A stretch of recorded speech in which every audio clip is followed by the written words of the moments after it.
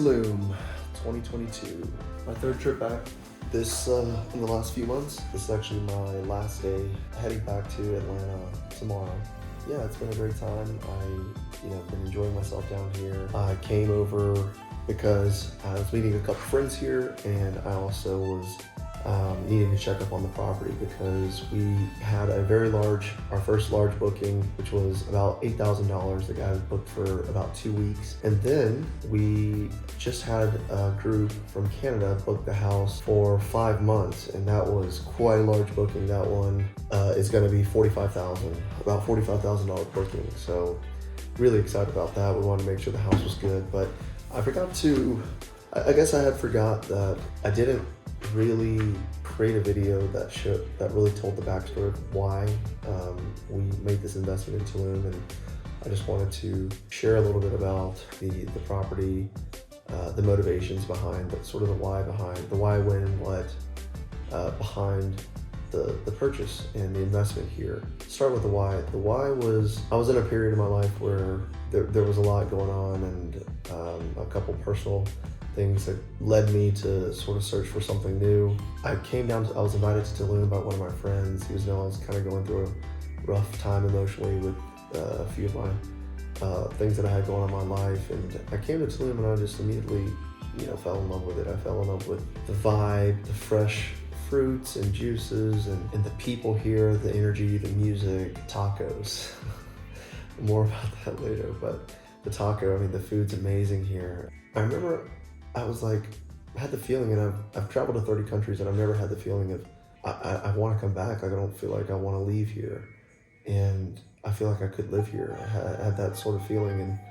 And so I Googled quickly, like, Tulum real estate. I found an agent, actually. She's from Savannah, Georgia, which is the same state that I'm from. I'm from Atlanta, Georgia, or actually Macon, Georgia. But yeah, I contacted her and I said, hey, I'm actually leaving. I'm boarding a flight to go back to the US, but I would love to, next time I come back, look at a couple properties with you and see if there's something that we'd like to invest in. So came back about 4 months later, and we had looked at about 6 or 7 different properties. I was there with another group of friends, and we looked at a bunch of properties, and everything here is cash.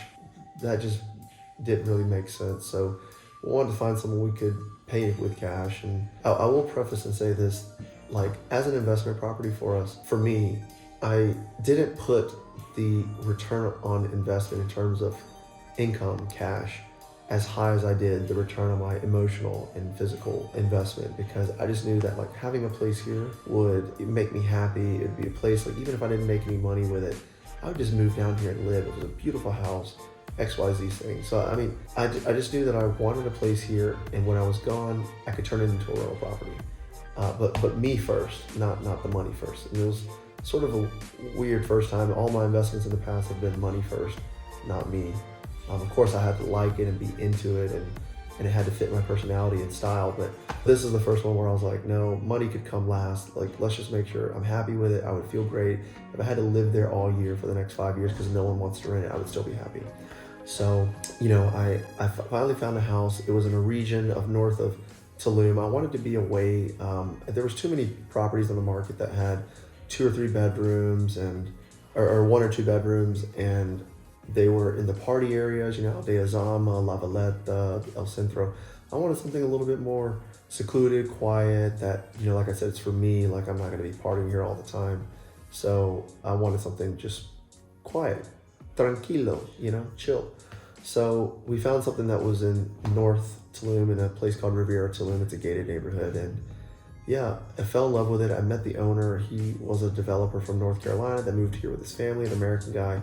He built the house. It was his personal house, and I just fell in love with it. It was nice. It was beautiful. It was secure. It was safe. It was just nice.